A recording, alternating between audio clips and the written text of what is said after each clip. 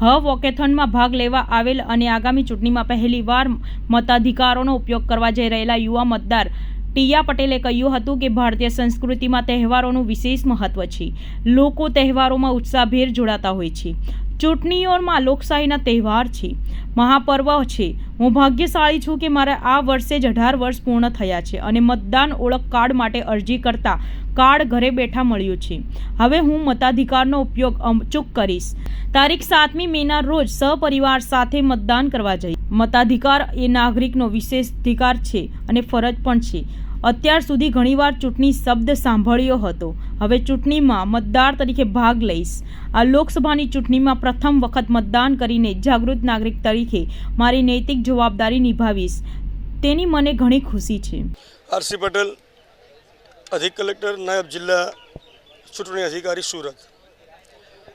રાજ્ય ચૂંટણી પંચના માર્ગદર્શન અને સુરત જિલ્લા વહીવટીતંત્ર, પોલીસ ડિપાર્ટમેન્ટ, શિક્ષણ વિભાગ અને કોર્પોરેશન વિભાગ તેમજ જિલ્લા પંચાયતના ટીમ મારફત સ્વીપ કાર્યક્રમ એટલે કે મતદાર જાગૃતિ કાર્યક્રમ અંતર્ગત વોકેથોનનું આયોજન કરવામાં આવેલું હતું, જેમાં સુરત શહેરની 1500થી 1600 વિદ્યાર્થી ભાઈઓ બહેનો જોડાયેલા હતા, જેનો મુખ્ય ઉદ્દેશ વધારેમાં વધારે આવનાર લોકસભાની ચૂંટણીમાં મતદાનની ટકાવારી ઊંચી જાય તે હેતુ હતો, જે માટે યોગા કાર્યક્રમ સહિત વોકેથોન દોડનું આયોજન કરવામાં આવેલું હતું.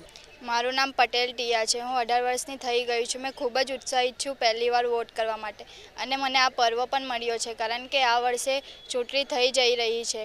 આપણા દેશમાં ઘણા બધા તહેવારો ઉજવાય છે, તે જ રીતે આ પણ આપણો માટે એક તહેવાર જ છે. હું મત કરવા જઈશ ત્યારે હું સવારે વહેલી 8 વાગે ઉઠી જઈશ અને હું પણ જઈશ અને મારા બધા પરિવાર સભ્યોને લઈને જઈ હું જ પહેલાં ફર્સ્ટ વોટ કરીશ. મેં તો ખૂબ જ ઉત્સાહિત છું, તેથી તમે પણ વોટ કરજો. આજે વોકેથોન હતો, તેમાં અમને ખૂબ જ બધું જાણવાનું મળ્યું. ખૂબ જ ઉત્સાહિત હતા. અમે રેલી પણ કાઢી. એમાં અમે બધાને અપીલ કરી કે બધા વોટ કરો. મત કરવો એ આપણો પહેલો અધિકાર છે અને આપણે કરવો જ જોઈએ વોટ.